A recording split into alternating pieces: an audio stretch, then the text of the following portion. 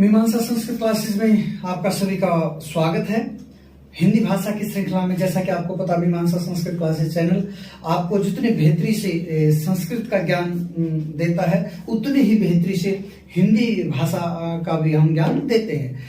तो जो आपकी टीजीटी DSSS में आई है पोस्ट, उनके लिए सारा हिंदी का मेरा कोर्स रामबाण सिद्ध होने जा रहा है। 20 नंबर की हिंदी आती है, वहां पर 20 के 20 क्वेश्चन आपको मेरे कोर्स में से जो के तो मिलेंगे। आइए बिना विलंब किए हम व्यंजन संधि के अगले पार्ट पे चलते हैं। आज हम पढ़ेंगे अनुनासिक संधि। अनुनासिक संधि, इसके बाकी पार्ट्स हम तैयार कर चुके हैं। आपको एक व्यंजन संधि का बस अंतिम थोड़ा भाग रहता था, वो करेंगे। देखिए, अनुनासिक संधि में क्या होता है, इधर ये तो पूर्व पद, ये उत्तर पद। उत्तर पद के शुरुआत में कोई भी य, म, ग, न और न, यानी कि कोई भी वर्ग का पांचवा अग्र की साइड पड़ा है, और इधर किसी भी वर्ग का पहला या दूसरा व्यंजन पड़ा है। किसी भी वर्ग का पहला या तीसरा, पहला या तीसरा व्यंजन पड़ा है, तो वो व्यंजन अपने ही वर्ग के पांचवें में चला जाएगा। या यूं कह लो, इधर अनुनासिक वर्ण रहने पर इस साइड का पहला या तीसरा वर्ण अपने ही वर्ग के पांचवें में चला जाएगा। जैसे वाक जमा में मय, ये है वाक जमा मय। अब इधर अनुनासिक पड़ा, ये पड़ा है मय, और इधर पहला या तीसरा है, तो ये अपने ही वर्ग के पांचवें में चला जाएगा। कह तो क ख ग ग उंग, तो क्या बन गया, वांगमय। वांगमय, ठीक है। तो मेरे ख्याल से समझ में आ जाना चाहिए आपको। कहीं पर है जैसे जगत जमा में नाग, तो आगे अनुनासिक पड़ा। आपको ये ध्यान रखना, इस साइड ये पांच में से कोई एक होना चाहिए, ठीक है। अगर इधर अनुनासिक होगा तो तब ये पहले तीसरे को अनुनासिक कर पाएगा। तो तथ दध किसमें बचा, जगन्नाथ। जगन्नाथ, मेरे ख्याल से समझ गए होंगे आप। जैसे कहीं पर आ जाए सठ जमा में मुख, तो क्या बनेगा, न, अपने उसमें जाएगा षणमुख, ठीक है। ओद जमा में मूलन, म पड़ा है इधर, कोई सा इन वह पांच में से कोई सा एक पड़ा हो, इधर पहला तीसरा तो अपने वर्ग के में पांचवें में चला जाएगा। क्या बन गया, उन्मूलन। आसान है। इसको अनुनासिक संधि क्यों कहा, क्योंकि अनुनासिक बनाता। मैं बता रहा हूं, व्यंजन संधि में जो कुछ बनेगा वही उसका नाम रखा जाएगा। व्यंजन संधि में जो कुछ बनेगा वही उसका नाम रखा जाएगा। चूंकि अनुनासिक बन रहा है, इसलिए इसका नाम अनुनासिक संधि है, ठीक है। अब एक एक करके हम इनके उदाहरण और देखते हैं। जैसे हम क के उदाहरण ले रहे हैं,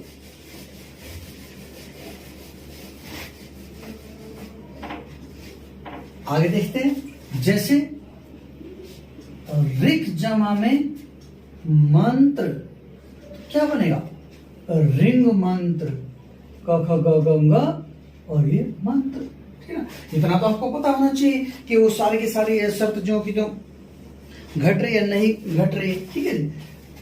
दूसरा उदाहरण लें तो दिक जमा में नाग, क्या बनेगा, दिंग नाग, ठीक है। ऐसे करके क के जितने भी आप उदाहरण लोगे वो क ख ग घ अंगों में आगे बनते चले जाएंगे, ठीक है। या जैसे दिक जमा में मंडल, दिंग मंडल।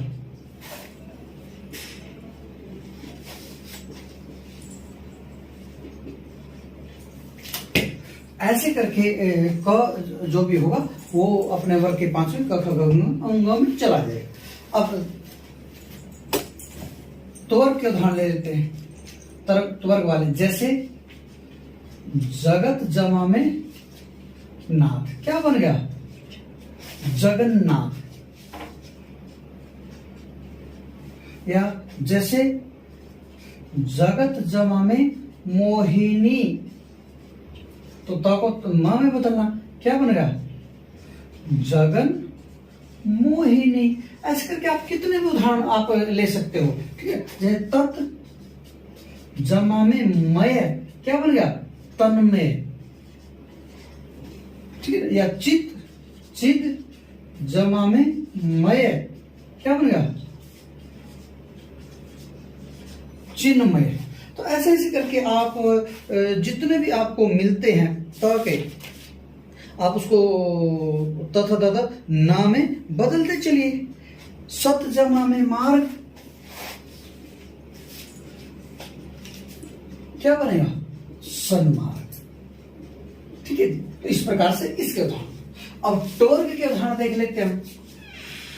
टॉर्क जैसे इधर है सट जमा में मास, तो क्या बन गया? टठ टटण क्षण मास, ठीक ना। या जैसे षट जमा में मातुर, कार्तिकेय का नाम है ना, क्षण मातुर, क्षण मातुर। ये तो क्षण मातुर होता है, क्षण मातुर, ठीक ना। क्योंकि जब ये मिलता है और ये मातुर बनता है तो ये दीर्घ हो जाता है, क्षण मातुर कहलाता है, ठीक है। एक्चुअली एक संधि के हिसाब से बता रहा हूं। तो षट जमा में मातुर, आप टाप और ना कर लेंगे तो क्या बन जाएगा? क्षण मातुर, ठीक है। इसी प्रकार से जैसे षट जमा में मूर्ति, क्षण मूर्ति,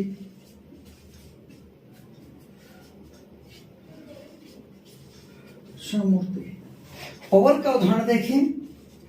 पवर तो जैसे अप जमा में मय, तो क्या बन गया? पफ बप अम में, जल में। अप होता जल, जैसे अप जमा में मय तो अम में जल में, ऐसा करके आप कह सकते हो।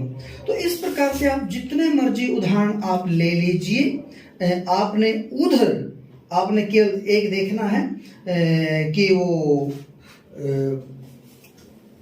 पांचवा है या नहीं है, तो आप उसी वर्ग का पांचवें बदल दे। कुछ इसके अंदर अपवाद है, मैं साफ कर रहा हूं, आप समझ पा रहे होंगे अच्छे से, ठीक है जी।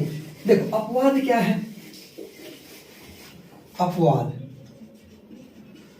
जैसे मृद शब्द है, मृद, मृद का अर्थ था मिट्टी, मिट्टी। अगर इसके उदाहरण लेंगे, जैसे मृद जमा मय है तो ये ड में बदलेगा, मतलब टॉर्क वाला नियम ना, मृणमय बनेगा, मृणमय, ठीक ना। जब मृद जमा मूर्ति है तो मृण मूर्ति बनेगा, ये इसका अपवाद है, मृण मूर्ति। इस बात को आप अच्छे से ध्यान रखेंगे, यहां पर आपने गलती नहीं करनी है, ठीक है जी। तो ये मैं मान के चल रहा हूं कि आपको अच्छे तरीके से समझ में आ गया होगा। विषय को जितना आप आसान करके समझेंगे उतना समझ में आएगा। जितना आप ये सोचोगे ये उदाहरण रट लो, हम ये कर लो, तो गड़बड़ हो जाएगी। आजकल क्वेश्चन वैसे नहीं रहे कि सिंपल पूछ लेते हैं, भिन्न उदाहरणों के अनुसार ऐसा पूछ लेते हैं, और फिर आपको नियम ना पता हो तो फिर वो सारे एक जैसे दिखते हैं। तो इसलिए आप अच्छी तरीके से देखेंगे। इसी का दूसरा भाग देखते हैं हम।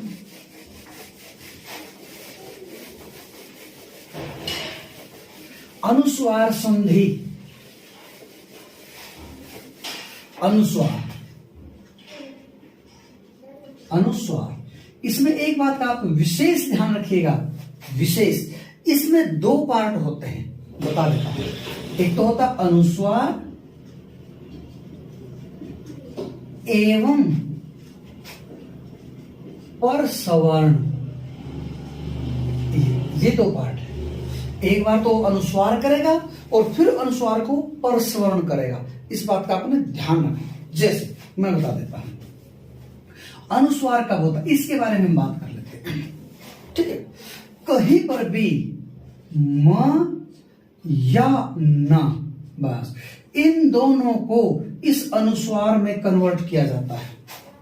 ध्यान दीजिएगा, म और न इन दोनों को इस अनुस्वार में कन्वर्ट किया जाता है। अनुस्वार में कहीं भी हो, कब? जब इसके आगे कोई व्यंजन हो, व्यंजन, ये नियम। यानी कि म और न ये वास्तव में देखा जाए तो अनुस्वार ही होते हैं, ये मान के चलो आप पजल होने की जरूरत नहीं, आप ये मान के चलिए ये अनुस्वार ही होते हैं। ठीक है जी। तो जब कभी म और न के आगे व्यंजन आ जाए तो उसको अनुस्वार बना दो। जैसे सम जमा में वाद, आगे व्यंजन आ गया, मां को कर दो संवाद। ठीक है जी। या जैसे भयम जमा में कर, आगे व्यंजन आ गया तो ऊपर अनुस्वार बना दो भयंकर। जैसे गम जमा में गा, आगे अनुस्वार आ गया तो इसको बना दो गंगा। व्यंजन आ गया अनुस्वार क्या के तो बन जाए। तो ये एक तो नियम ये हो गया, सीख लिया आपने। अगर आगे स्वर है तो नहीं होगा। जैसे सम जमा में आदर, अब आगे क्या है, स्वर है। अनुस्वार आप ये तब तक नहीं बना सकते जब तक आगे व्यंजन ना, दो ही चीज है, या स्वर या व्यंजन। स्वर होगा तो नहीं होगा, व्यंजन होगा तो हो जाएगा। ठीक है ना। तो इसका क्या बनेगा, समादर। ठीक है। मैं इसके न के उदाहरण भी दे देता हूं। जैसे अन जमा में कित, आपको जी अन होता है अम होता, अन होता है, ये गड़बड़ मत कर देना। तो क्या बन जाएगा, अंकित।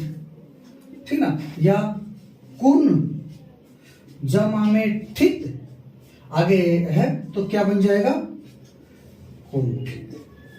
तो जी एक तो पार्ट है इसका, ये आगे स्वर रहेगा नहीं बनेगा। एक और उदाहरण देता हूं। जैसे सम जमा में ईक्षा, आगे स्वर है कुछ नहीं होगा, क्या बनेगा, समीक्षा।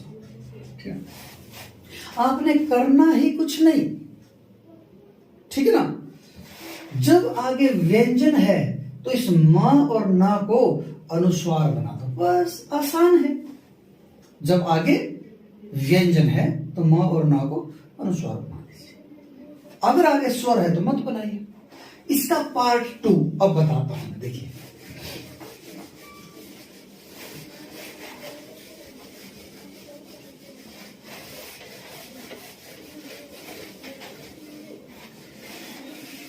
इसके पार्ट 2 में जब परस्वर्ण है, इसके बारे में मैं आपको बड़े विस्तार से समझाता हूं, बड़े विस्तार से। आनंद आएगा पढ़ के।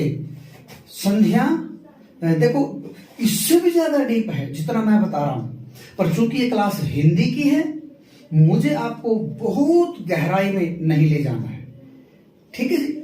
आपको समुद्र में डुबकी जरूर लगवा रहा हूं, हिंदी ज्ञान के समुद्र में, पर आपको थोड़ा सा नीचे ले जाकर जो मोती है वो मैं खुद उठा के ला रहा हूं ऊपर तक और आपको दे रहा हूं। हाँ, आपको ये पता चल गया कि मोती कहां से आता, कैसे आता, ये सब चीजें, ज्ञान का मोती कैसे। व्याकरण इससे भी ज्यादा डीप है, बहुत बारीक चीज है इसके अंदर, पर आपका काम इतने से चल रहा है। देखिए अब पर सवर्ण, पर सवर्ण का मतलब होता है जो कुछ आगे पड़ा है सवर्ण उसके समान वर्ण बन जाए। ये पर सवर्ण की परिभाषा है, चाहो तो अपने नोट्स में लिख लो। पर सवर्ण क्या होता है, जो कुछ आगे पड़ा है उस जैसा वर्ण बन जाना, समान वर्ण सवर्ण कहलाता है। देखो आपने अनुस्वार बना लिया, ये अनुस्वार को करेगा, अनुस्वार को पर सवर्ण करेगा। आपने अनुस्वार बना लिया, ठीक ना। मैंने बताया था इसमें 2 पार्ट है। सबसे पहले तो आप म और न को अनुस्वार बनाओगे।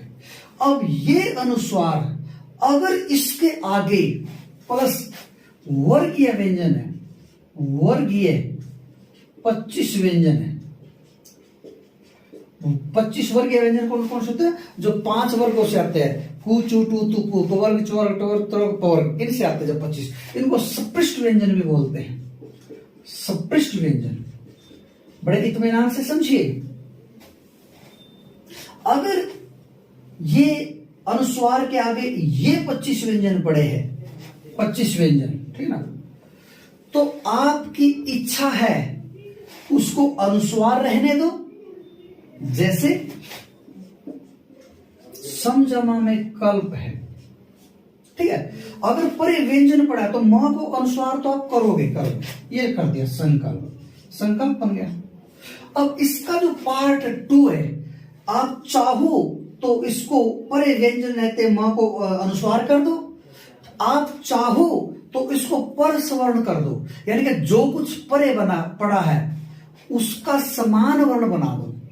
वो वर्ण नहीं कह रहे, वही वर्ण बना दो, ये नहीं कह रहा, सवर्ण उस जैसा कोई जो भी वर्ण बन सकता वो बना दो। तो जैसे अब इस अनुस्वार को, अब ये अनुस्वार है और आगे क पड़ा, तो इसका 5वां उठा लेगा, इसको इसका 5वां, क्योंकि आगे कवर्ग है और इसको कह दे भाई आप इसमें से कुछ एक उठाओ, तो ये अपने जैसा उठाएगा, अपने जैसा हर एक वर्ग का 5वां होता है, अनुस्वार के जैसा ये होता है, क्योंकि ये भी तो मां के स्थान या ना के स्थान पर ही आता है, तो ये भी तो 5वां ही होता है अनुस्वार कहीं ना कहीं, तो ये जब उसका पर उठाएगा 5वां ही लेगा, तो ये बन गया सम।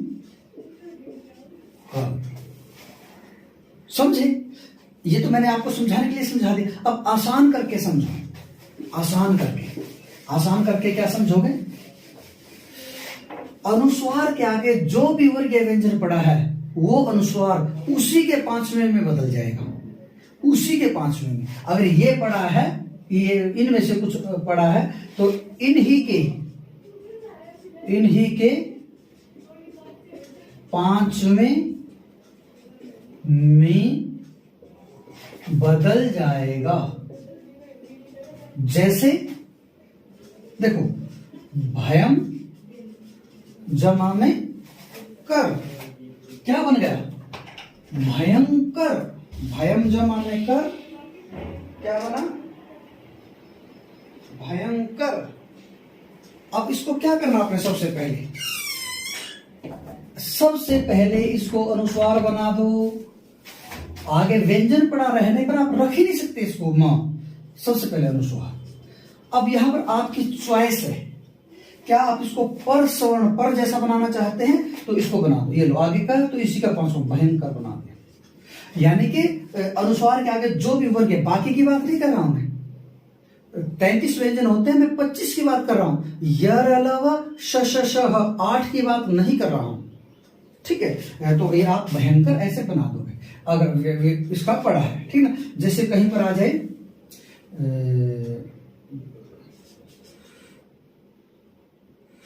समजमा में 4 चोर पड़ा है तो बना दो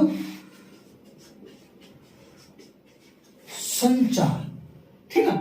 तो आपने ऐसे देखना कि आगे पड़ा क्या है, तो जो भी वर्गीय व्यंजन पड़ा है, जैसे समजमा में पूर्ण, तो आगे प पड़ा तो इसको प संपूर्ण। आप चाहो तो आगे व्यंजन पड़ा तो आप ये ऐसा भी कर सकते हो, आप अनुस्वार बनाओ, अगर पर 25 वर्गीय व्यंजन है तो आप उसको परस्वर्ण भी कर सकते हो। तो ये कहलाते हैं, समझिए, अनुस्वार एवं परस्वर। अब मैं आपको कुछ उदाहरण पूछता हूं, ठीक है ना? आप उनका बताते चलिएगा कि क्या बनेगा क्या नहीं बनेगा, ठीक है? जैसे इसका संधि छेद कीजिए, लंका, तो आप क्या करोगे? लम जमा में का, या गंगा, गम जमा में गा, ठीक है? या मैंने पूछा आपको अंकित, अंकित,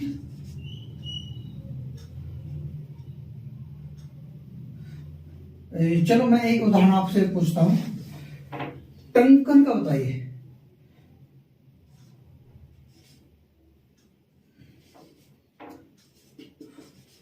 टंकन, ये भी शुद्ध है और वो भी शुद्ध है, तो क्या बनेगा?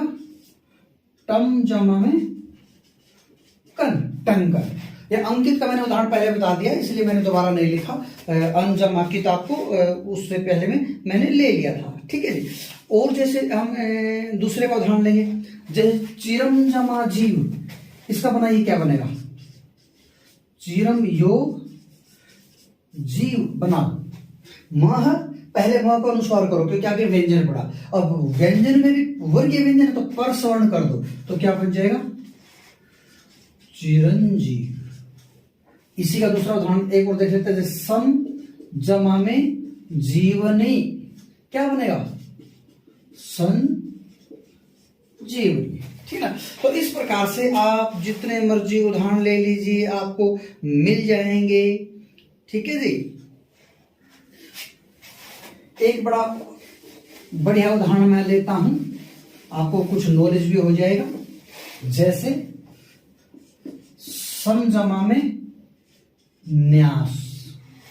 देखो आपकी इच्छा है, आगे व्यंजन पड़ा है, इसको अनुस्वार करके छोड़ दो, संन्यास। अगर इसको परस्वर्ण करना फिर तो आगे त्वर्ग है, तो इसी का 5वां यानी तथा दर्दना, तो संन्यास। आप किसी से सन्यासी लिखवा के देखिए, वो अशुद्ध लिखेगा, वो पता होना चाहिए आपको अनुस्वार भी आ गया, ये भी आ गया। और यदि ऐसा लिखते हो संन्यास या सन्यासी तो बिल्कुल शुद्ध है। ठीक है, अब इसमें एक अपवाद है, उस अपवाद के बारे में भी हम चर्चा कर लेते हैं। जैसे सम जमा में राट, सम जमा में राट। अब आपको होगी जी आगे व्यंजन पड़ा है, अनुस्वार कर दे, आप नहीं कर सकते। ये उदाहरण ऐसा है, अष्टाध्यायी में स्पेशल इसके लिए एक सूत्र आया। आप हिंदी के स्टूडेंट से वो सूत्र बताना नहीं चाहता, सुनना चाहते हो तो सुन लो बस। मो राजी स्मह को क्विबंते राज तो परे समोमस्य म एव स्यात्। यदि क्विक प्रत्यय वाली राग धातु परे पड़ी है तो सम के म को म रहेगा, अनुस्वार नहीं कर सकते। ये उदाहरण ऐसा है जो इसका अपवाद है, तो कहीं पर इसमें पजल ना कर दे आप, ठीक ना। वैसे और कुछ आएगा तो तब नहीं होगा, केवल इसी पे लेगा, केवल इसी पर लेगा ये। ठीक है, एक विवाद है बहुत सारा कि सम्राज्ञी क्या इसमें भी होता है। देखो वेदों में तो इसका प्रयोग मिलता है, सम्राज्ञी बनता है, और यदि अष्टाध्यायी के अकॉर्डिंग इसको सिद्ध करें तो ये शब्द अशुद्ध है। आपको जैसे कैसे तो बहुत भरा पड़ा है व्याकरण में, हिंदी में, इसकी चर्चा कभी बाद में करेंगे। और ये शास्त्रार्थ का विषय है, ये आपका इतना नहीं है। ये शब्द अशुद्ध है, ठीक है, ऐसा नहीं बन सकता। यह राजन का बनता है, रागी राजन शब्द में ये नहीं करता, ये राट राट में करता है बस। यानी कि इसका मतलब ये म यहां पर नीचे नहीं रहना चाहिए था, इसको ऐसा बनना चाहिए था, सम्राज्ञी। व्याकरण की दृष्टि से, ठीक है ना। और इस वीडियो को बहुत बड़े बड़े विद्वान भी देखते होंगे, सब देखते होंगे, ठीक है ना। बिल्कुल मेरा फोन नंबर सब पे मैं देता हूँ, 9991066799। शास्त्रार्थ किया जा सकता है, ठीक है ना, इसकी बात नहीं कर रहा मैं, आप इस पे रहिए बस। सम्राट ये आप कर सकते हैं, ठीक है ना, अपवाद के रूप में आपको ये मिलेगा, ठीक है ना। अब इसको आप जब आपके आगे दूसरे व्यंजन है, जैसे समजमा में सार, तो व्यंजन पर है, अनुस्वार तो करो, संसार। इसको परसवर्ण नहीं कर सकते, क्योंकि परसवर्ण करने के लिए वो 25 व्यंजन स्पृष्ट व्यंजन चाहिए, स्पृष्ट व्यंजनों में नहीं है, ठीक है। या जैसे समजमा में हार, क्या बनेगा, संग हार। आप परे व्यंजन है, सॉरी, आप परे व्यंजन है तो इसको अनुस्वार तो कीजिए, परसवर्ण नहीं कर सकते, क्योंकि परसवर्ण करने के लिए परे 25 व्यंजन चाहिए। मेरे ख्याल से आपके समझ में आ गया होगा, आगे बढ़ते हैं, ठीक है। चलिए, अब व्यंजन संधि में दो चीजें और बताऊंगा आपको। च्युत संधि, इसको साफ कर देता हूं मैं सारे को, और बड़े आराम से देखिएगा, ठीक है ना। मेरे वीडियोस में हिंदी भाषा के, और उन स्टूडेंट्स को हमसे जरूर जोड़िएगा, उन स्टूडेंट्स को हमारे बारे में जरूर बताइएगा जो टीजीटी 25 नंबर का हिंदी का फेस करने जा रहे हैं। 25 में से 20 नंबर का 20 में से 20 अंक आपके आएंगे, ऐसा मेरा विश्वास है। अगर आपने मेरा संपूर्ण कोर्स पूरा देख लिया तो इसी से आपको इतने मार्क्स आ सकते हैं। अगली संधि है च्युत और ष्टुत, बिल्कुल एक जैसी संधि है, एक जैसा सा काम करती है। ये क्या करती है, इस स को और ये मान के चलो आप तवर्ग को, ध्यान से समझिएगा इसको, इस स को और तवर्ग को जब इस साइड में इसके योग में श और चवर्ग हो तो ये स इसमें कन्वर्ट हो जाएगा और तवर्ग चवर्ग में कन्वर्ट हो जाएगा। ये तो है ष्टुत्व। ष्टुत्व के बारे में बात करें, बिल्कुल सेम नियम ही है, ष्टुत्व भी ही संधि है। ष्टुत्व नाम भी याद कर लीजिए, हो सकता है आप ये कहो जी नए नाम सुनने को मिले, तो कोई बात नहीं, नए नाम है, ठीक है ना, नई नई बातें मैं आपको बताऊंगा, इसलिए तो है। अब इस स और त्वर के योग में देखो ये हो तो ये कन्वर्ट हो जाएगा, अगर ये हो श या टवर्ग हो तो फिर ये स इसमें और ये स इसमें कन्वर्ट हो जाएगा। महाराज कुल मिला के ये संधि रिलेटिव है इससे, संधि का नाम वही होता जो कुछ बनता है। तो आपको पता चवर्ग को चू भी कहते हैं, कू चू टू तू पू ऐसा कहते हैं। तो चू का मतलब होता है ये तो श बनाएगा या चू चवर्ग बनाएगा, टू का मतलब ये तो श बनाएगा टू, किसको बनाएगा, दोनों इनको बनाते हैं बस। जैसे मैं बता देता हूं, इसका उदाहरण ले लेता हूं, जैसे निस जमा में शुल्क, आगे आ गया ऐसा तो ये बना दो निःशुल्क, ठीक है ना, या निस जमा में चित कोई भी हो, ठीक है ना, आगे चोर आ गया तो तब इस इन दोनों में से कोई सा कन्वर्जन इसका इसमें होगा, इसमें हो जाए कोई भी आगे, तो क्या बन जाएगा निश्चित, ठीक है जी। और ले लेते जैसे सत जमा में चरित्र, आगे तह, इधर आगे चोर है तो चोर में जाएगा सच्चरित्र, आसान है बिल्कुल, ठीक है। उत जमा में चारण, क्या बन गया उच्चारण, ठीक है। समझ पा रहे हैं चीजों को, मैं ये चीज बताता हूं, जितना आसान करके पढ़ेंगे। सत जमा में चित, ठीक है, चित, ठीक है, क्या बन गया सच्चित। जितना चीजों को आसान करके पढ़ोगे उतना आसान करके आप आएगा, समझ में आएगा, ठीक है ना, दिक्कत कोई नहीं होगी, ठीक है। अगर आप उस चीज को कठोर करके पढ़ोगे तो दिक्कत बनेगी, ठीक है। ये चित्त में सिंगलता होता ये लगाओ, ठीक है। अगर आप मुश्किल करके पढ़ोगे, आप सोचोगे पता नहीं क्या है, कैसे रट लेगा, तो रटने से नहीं आएगा, ठीक है। अब इसके अंदर और चीज मैं आपको प्लस करता हूं, देखिए बड़ा मजा आएगा। जैसे कहीं पर आ जाए सत जमा में जन, ठीक ना, तो आप एक चीज कह सकते हो कि जी त तो च में बदलेगा, ठीक ना, जैसे ये है नियम ही होता त थ द ध और न, ये चीज है। और इसको च छ ज झ और य, अगर इसको बदलना पहला पहले में, दूसरा दूसरे, तीसरा तीसरे, ये डायरेक्ट तीसरे में कैसे चलागा, आपको ये तो हमें समझ में आ गया, इधर त्वर्ग आगे चवर्ग तो चवर्ग में चला जाएगा, पर च में क्यों नहीं गया, ध्यान दीजिए। आपको याद है वो सघोष संधि, अगर वर्ग के पहले के आगे सघोष पड़ा है तो वो भी सघोष हो जाएगा, अगर नहीं है तो मेरा इससे पहला वीडियो एक बार अघोष और सघोष संधि समझ के आइएगा, ठीक है। अगर आगे सघोष पड़ा है तो ये भी सघोष में बदल जाए, तो पहले सद बना, फिर जन बना, फिर च्युत हुआ, तब सज्जन बना, ठीक है। बता दीजिए और उदाहरण ले लेते हैं, जैसे उद जमा में ज्वल, देखो ये वास्तव में उद होता है, कई बार मैं इसको उद से भी लिख देता हूं ताकि आपको पचल ना हो, बस जहां भी आप प्रयोग कीजिएगा मूल रूप में उद होता है। उद जमा ज्वल क्या बन गया उज्ज्वल, ठीक है जी। ये तो भी जब संधियों की प्रैक्टिस कराऊंगा कभी तो ऐसे शब्द आपको बताऊंगा, समझेगा। जगत जमा ज्योति,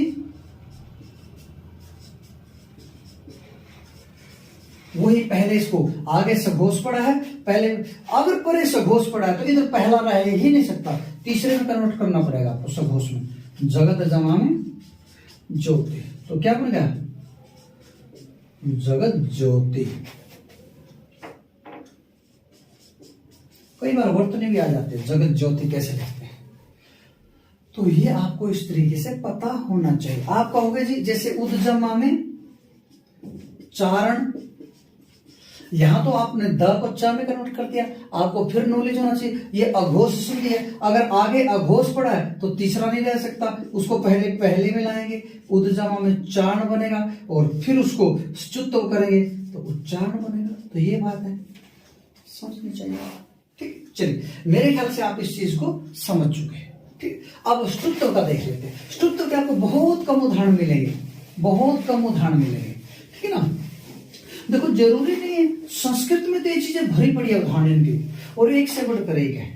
संस्कृत में तो अगर होता तो इसको थोड़ा सा और बढ़िया पढ़ाता, क्योंकि ये इस साइड के उदाहरण भी देते हैं। अगर इनको पलट दें, यानी कि श और च आगे आ जाए, ये पीछे चला, तब भी संधि होती है, क्योंकि ये शर्त नहीं है कि ऊपर ही होना चाहिए स और च, ये शर्त है कि योग में होना चाहिए, चाहे इधर हो चाहे इधर। पर हिंदी में इतना झमेला नहीं, आसान करके समझिए। अब इसके उदाहरण दे लेंगे, जैसे धनुष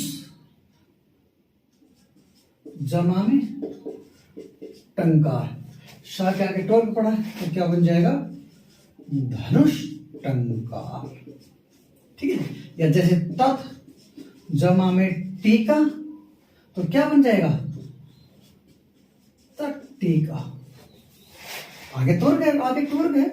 या वृहत जमा में टीका क्या बन जाएगा, वृहट टीका। समझना चाहिए आपको।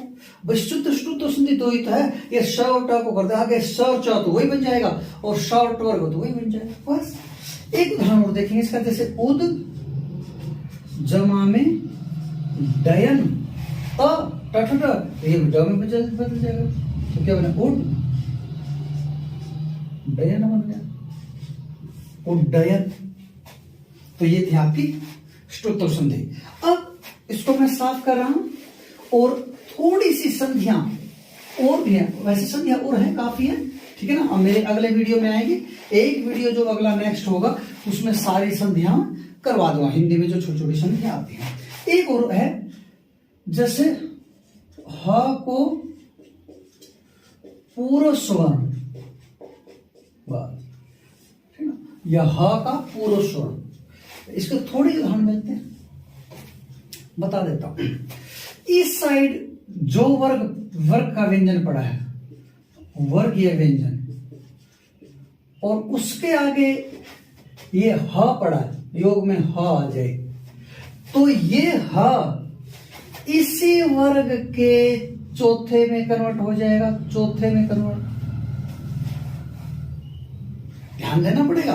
मैं आपको अगर कुछ नहीं है, गिने चुने उदाहरण आप इस संधि के तो सीधे भी रट लोगे ना, तब भी उद्धार हो जाए। पर यदि आप नियम पे आना चाहते हो तो मैं बोलता हूं, जैसे तत् जमा में हित, अब आगे वर्ग व्यंजन त पड़ा, तो त थ द इसी के चौथे में बदल जाएगा।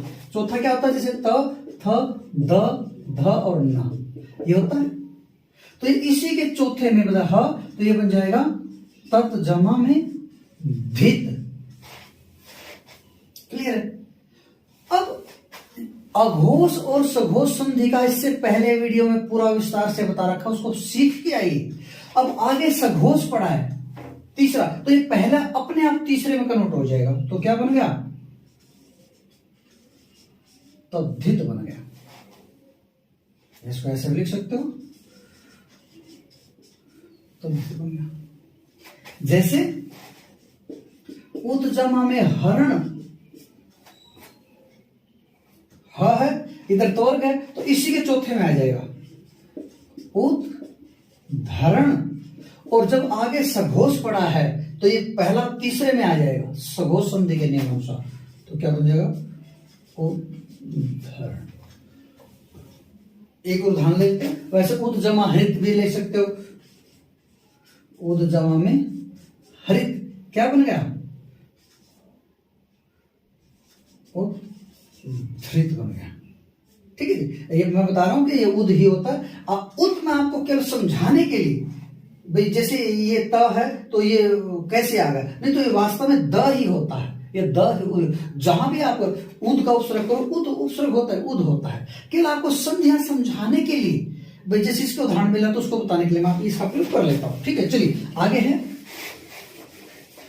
जैसे एक उदाहरण लेते हैं, वाक जमा में हरी, इधर कवर्ग है, ये घरी बन जाएगा, घरी। और इधर सघोष संधि होके तीसरे में वाक घरी। वाक घरी का था वाणी का शेर, वाक घरी।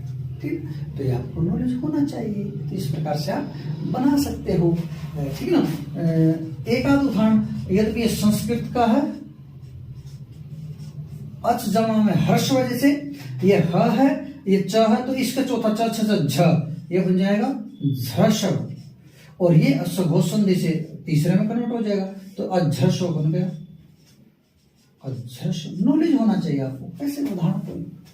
ठीक है जी, तो ये ह को पुरुषों संधि कहते हैं, इसका हा का पुरुषों। ठीक है, चलिए अब एक संधि और लेता हूं मैं। अब ये छोटी छोटी संधि है। ठीक है, एक च का आगम, च का आगम, ठीक है ना, ये संधि ले लेता हूं। एक छत्तव संधि ले लेता हूं, और एक ले लेता हूं सुट का आगम। ठीक, 3 संधियां इस वीडियो में मैं करा देता हूं, घबराने की जरूरत नहीं, थोड़ा वीडियो लंबा बनेगा, बन दो। च का आगम कैसे होता है, ठीक है ना। वास्तव में तुक का आगम होता है, तुक। अगर व्याकरण की दृष्टि से पढ़े तो तुक का आगम होता है। मैं दोनों तरीके बता देता हूं, आप आसान करके पढ़िए। ठीक है, कभी भी इस साइड छ आ जाए, एक चीज बताता हूं, आगम और आदेश में क्या फर्क है, समझ लीजिए दोनों शब्दों को, आगम और आदेश। संधि में आगम किसी को डिस्टर्ब नहीं करता, दो के बीच में चुपचाप आके बैठता, किसी की कुर्सी नहीं छीनेगा। और आदेश किसी के स्थान पर होगा, जैसे अ और ई दोनों के स्थान पर ए बन गया, तो ये आदेश है। आगम देखो, ये समझाऊंगा, कुछ नहीं किसी को छेड़ेगा, चुपचाप बीच में आकर बैठ जाएगा। इसलिए आगम हमेशा मित्रवत होता है, व्याकरण की दृष्टि में कहा जाता है, और आदेश हमेशा शत्रुवत होता है, ये किसी की हटा के अपने आप बैठ जाएगा। तो आगम मित्रवत की बात कर रहे हैं। तो अगर इस साइड में कभी भी छ आ जाए, तो ये अपने छोटे भाई च को अपने साथ ले आती है, बस इतनी सी बात है। जैसे वृक्ष जमा में छाया, इस साइड छा आ गया तो ये आगे ले आएगी, तो क्या बन जाएगा, वृक्ष छाया, बस। जैसे परि जमा में छेद, क्या बन गया, परिच्छेद। छ आ गया, अब च आ जाएगा। या वी जमा में छेद, क्या बन गया, विच्छेद। या संधि जमा में छेद, क्या बन गया, संधि छेद। तो इस प्रकार से आप जब भी इस साइड छ देखो तो उसमें आपको ज्यादा सोचने की जरूरत नहीं है। ठीक है, उसमें आपने सीधा सा च लगा देना है।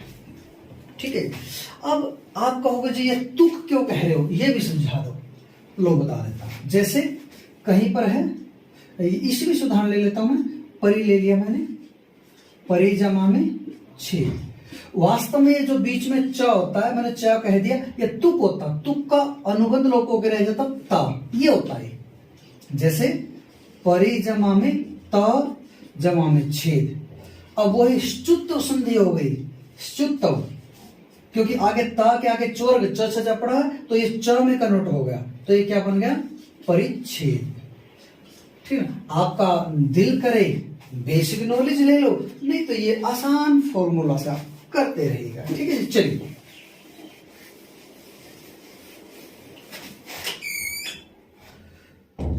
अब आगे करते हैं। सुट के आगम वाली कर लेता हूं, बिल्कुल आसान संधि, कुछ नहीं, दो ही शब्द है। देखो भी, आगे सम या परि उपसर्ग हो और आगे क्रि धातु का कोई रूप बना हो। आपको कुछ क्रि कहां होती है, संस्कृत में होती है। क्रि से जैसे कर, कार, कृति, ठीक है ना, कुछ भी बनता, कुछ भी पढ़ा, ठीक ना, कृत, कोई भी पढ़ा, कृ धातु का रूप ये, और आगे ये उपसर्ग हो तो इसमें बीच में सुट का आगम हो जाता है, बीच में स जुड़ जाता है। जैसे सम जमा में कृत, आगे कृ धातु का और आगे सम, तो इसमें बीच में स आ जाएगा, इस म को हो जाएगा अनुस्वार, तो बन जाएगा संस्कृत। या जैसे सम जमा में कार, तो क्या बन गया, संस्कार, बस, ठीक है। या जैसे परि जमा में कार, तो क्या बनेगा, परिष्कार। पर इसका एक बात जरूर ध्यान रखना कि जब परि उपसर्ग हो तब ये श मूर्धन्य हो जाएगा। इस बात का थोड़ा सा आपको ध्यान रखना ही पड़ेगा, और कोई चारा हमारे पास नहीं है, ठीक है ना। जब इसके आगे परि उपसर्ग हो तो ये मूर्धन्य सा हो जाएगा। या जैसे परिजमा में कृति, तो क्या बन जाएगा, परिष्कृति, ठीक है। तो मेरे ख्याल से आप समझ चुके हो इस चीज को, और आपको आ भी गई होगी और आ भी जानी चाहिए, तो इसमें बहुत ज्यादा मुश्किल सा खेल नहीं था, ठीक है जी। चलो मैं साफ कर रहा हूं। अब देखो, अब छत्तर संधि समझाता हूं। आसान है, बिल्कुल मुश्किल नहीं है। आराम से वीडियो चला के बैठ के एक एक चीज, वीडियो को रोक के देखिए, आपके पास नोट्स होंगे, उससे मिलाइए ये क्या कह रहा है क्या नहीं कह रहा। छत्तर संधि देखिए, छत्तर क्या था, ये इस श को इस छ में बदल देता है, ठीक ना। श को छ, चाहे स पूरा हो आधा हो उससे कोई फर्क नहीं पड़ेगा, श छ में जाएगा। ये इसके नियम है, ठीक ना, फिर भी आप ज्यादा नियमों में मत पड़िए। स को छ में बदलना छत्तर संधि कहलाता है। श को छ में बदलना कौन सी संधि, छत्तर संधि। जैसे उद जमा में श्रृंखल। अब आपको ये तो पता होना चाहिए कि ये श है, श में री है, तो इसको जो स में छ होगा तो ये छ में री हो जाएगा, ये श्रृंखल हो जाएगा, बस। तो उद जमा में श्रृंखल। अब इसमें एक संधि और आ जाएगी, श्चुत्तर संधि। ये तो आपको नॉलेज हो ही चुका अब कि जब आगे इधर तवर्ग और आगे च छ जोर तो श्चुत्त हो जाता, तो ये बन गया उच्छृंखल, ठीक ना, उच्छृंखल। अब आपका हो गया जी, ये द था, ये च में कैसे आ गया, फिर इसमें एक संधि और करोगे आप, अघोष, क्योंकि आगे अघोष पड़ा ना च छ, तो ये तीसरा कैसे रह गया, ये भी पहले में आ जाएगा। और इसके नॉलेज के लिए आपको इससे पहला वीडियो देखना नितांत आवश्यक है। तो ये बनेगा उच्छृंखल, ठीक ना। जैसे कहीं पर आ जाए मत जमा में शिर, तो क्या बनेगा, मच्छिर। मत जमा में शिर क्या बनाओगे, मच्छिर। तो इसको कहते हैं छत्तर संधि। श को ये कहीं भी हो छ आपका बनाता चलेगा, ठीक है ना। इसके और उदाहरण ले सकते हो, जैसे आपने पढ़ा उद जमा में श्वास,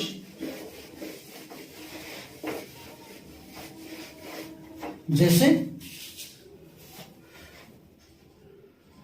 उद जमा में श्वास, तो श को हो गया छ, यही तो छत्तर संधि, श्वास।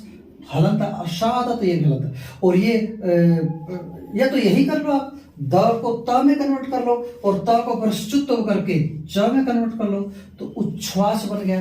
तो उद जमा में श्वास, उच्छ्वास, ठीक है जी। या जैसे कहीं पर आ जाए उद जमा में श्वसन,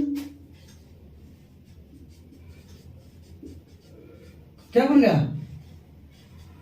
उच्छ्वसन। नॉलेज होना चाहिए आपको। सत जमा में शास्त्र, क्या बनेगा, सत्शास्त्र, सत्शास्त्र। ऐसा करके आप छत्तर संधि कर सकते हैं। तो ऐसे करते कराते अभी कम से कम एक वीडियो मेरा और आएगा व्यंजन संधि के ऊपर, फिर आपकी व्यंजन संधि कंप्लीट हो जाएगी। जब जो बड़े बड़े नियम थे वो आ चुके हैं, अब छोटी छोटी बातें रह गई हैं। जैसे श को दंत्य स को मूर्धन्य स में कन्वर्ट करना, बीच में अपने आप आके मिल जाना, ठीक है ना। तो छोटी छोटी बातें हैं, वो भी हम हमारे अगले वीडियो में ये कंप्लीट आपको मैं करा दूंगा। या न को ण बनना, नियम है सबके, ठीक है। तो इस तरीके से आप मेरे वीडियो देखते रहिए, इनको शेयर करते रहिए। आप शेयर तो कम से कम कर सकते, उसमें जाता है क्या, अपने फेसबुक पे डालो, अपने डीपी स्टेटस पे डालो, ये करते रहिए। और जो DSSB के ये लेना 20 नंबर की संस्कृत की वहाँ कंपटीशन के लिए तैयारी करें, उनके लिए रामबाण सिद्ध होगा। नमस्कार।